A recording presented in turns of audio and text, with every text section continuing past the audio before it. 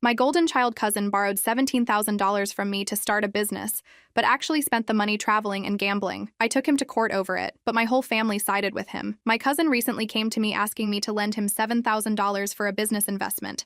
He already owed me $3,000, so at first I said no, but my parents forcefully pressured me into giving in. My cousin promised to have it back to me within 6 months as he'd have his business up and running by then. However, the 6 months passed, and not only had he not even started his business yet, but he had actually spent the $7,000 on himself. He went traveling in Asia, bought a new gaming console, and gambled the rest away. I remember the day he came to me about it, his parents and mine with him. Apparently, he felt awful for how reckless he was with the $7,000 and wants to make things right. In order to do this, he asked for another loan of $7,000, swearing that this time he'd start a business. I straight up laughed at him, but as I was in the middle of telling him no, my aunt interrupted me. She screamed that family help each other out and started relentlessly pushing me into giving him the money. The memories of being ganged up on like this resurfaced, and as my parents, my aunt and uncle, and my brother all towered over me talking about lending him the money, I essentially let them bully me into giving my brother another $7,000. As the months went on, my brother Darren, of course, never paid me back. I gave him another 6 months, and after that I started pressing him about the now total $17,000 he owed me. Of course, my family defended him, saying I was overreacting and needed to give him time. This was unfortunately no surprise, as growing up the difference between Darren and me was obvious. I remember being 16 and working long hours at a diner to save for my first car. I took every extra shift I could, while Darren didn't have to work at all. On his 16th birthday, our family threw him a big party and gave him a brand new car with a huge red bow on top. It wasn't just the car that bothered me, it was how the family treated him. They acted like Darren deserved the world, while no one seemed to notice how hard I worked. When I finally saved enough to buy a used car, there was no celebration. It felt like my effort didn't matter. One Thanksgiving, Darren casually mentioned crashing his car while racing with friends. Instead of being upset, my family laughed and brushed it off. My uncle even wrote him a check to cover the repairs. If that had been me, I'd have been grounded for months. It was always like that. When Darren struggled in school, they hired tutors and blamed the teachers. When I had trouble, I was told to figure it out on my own. Darren got everything handed to him, while I had to work for everything I had. The family saw him as special, while I was just expected to manage on my own. My mom told me to be patient. Darren has always come through for the family, and he'll come through for me too. Sure, Darren had helped family members before. He'd paid off my aunt's overdue credit card bill once, and even covered my cousin's rent when she lost her job. Everyone loved to remind me of that as if those small favors made him some sort of hero. But what they conveniently forgot was that Darren never had to worry about his own bills. My uncle had always handled his car payments, and my aunt paid his credit card debt when it got too high. His college tuition, fully covered. He never had the stress of budgeting, of choosing between paying the electric bill or the rent. Of course, he could come through when he didn't have real responsibilities weighing him down. Darren would swoop in and throw a few $100s at someone now and then, but no one had ever given him anything like the $17,000 total I'd loaned him. That was a whole different story. He was always the one offering help, not the one owing it. No one had ever asked him for anything this big, and now that I had, he couldn't handle it. Then there was the confrontation. I gathered up the family and asked Darren for the money in front of everyone. I looked around the room for some form of support when I made my statement, but all I got were blank stares. My father gave me a shrug. Darren, on the other hand, just sat there, looking smug, his hands folded in front of him like he had nothing to answer for. The aunt that he paid the credit card for broke the silence and said that I was overreacting and that family isn't just about money. She said I was causing a rift over something trivial,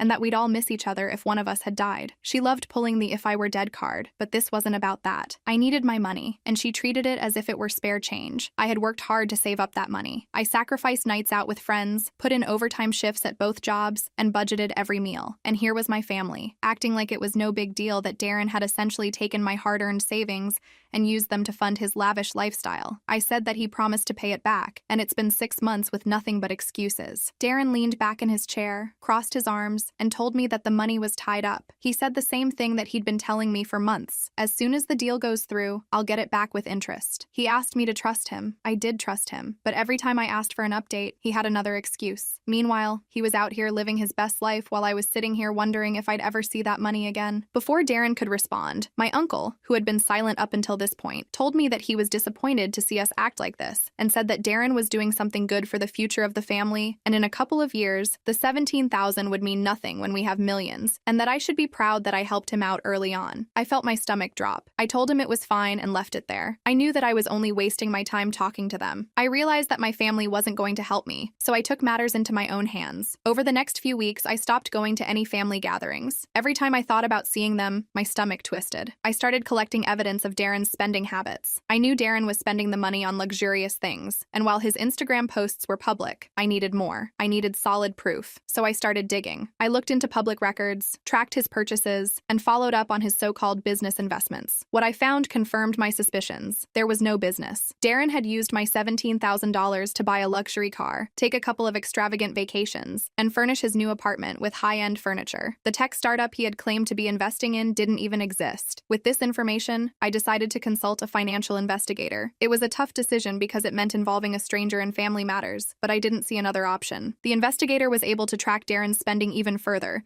and provided detailed reports that laid out exactly where my money had gone. As I looked at the final report, I felt a strange mix of relief and anger. Relief that I finally had concrete proof. Anger that I had let it get this far. But now, I had something undeniable. My plan was to present to my family to finally get them to see the truth. When I called for another family meeting, I knew it wouldn't be easy. But I thought, maybe with the evidence in hand, they would finally believe me. I was wrong. Sitting around the same dinner table, I presented everything, including the investigator's report, the public records, and screenshots of Darren's lavish spending. I even had a timeline that outlined how, from the day I loaned him the money, Darren had been using it for personal gain. At first, the room was quiet. I expected shock and maybe some apologies for not believing me sooner. But what I got instead was disbelief. My mom said that couldn't be right and that Darren wouldn't do anything like that. Darren tried to play it off. Some of the money went toward business expenses and he spent some of it on himself, but that's just how business works. He explained. He said he had to look successful to be successful. I confronted him again and told him that he took my money under false pretenses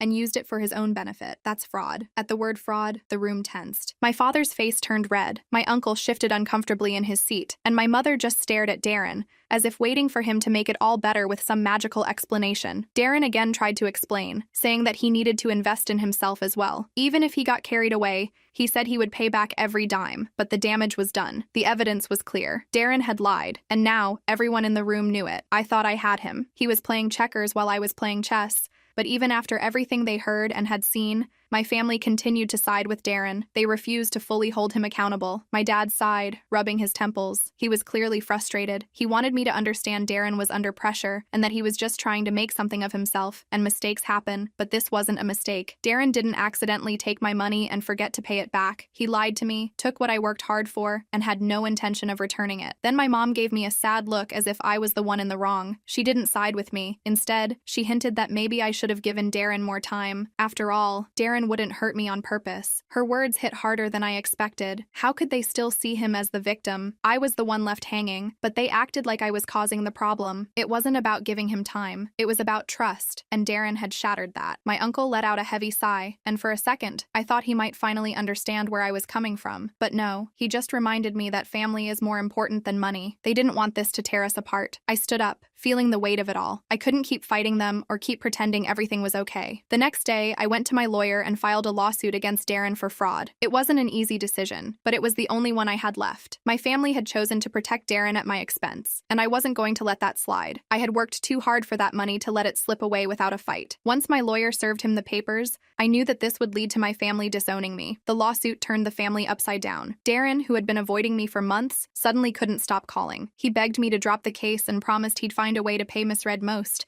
and that betrayal wasn't something I could easily forget. As for Darren, his reputation was in tatters. He is in the works of paying back the money. No one trusted him anymore, so he couldn't pull the rob Paul to pay Peter scheme that he normally conjured up. At least in the end, I got my money for the down payment on my first house, and the interest helped me pay for some new furniture.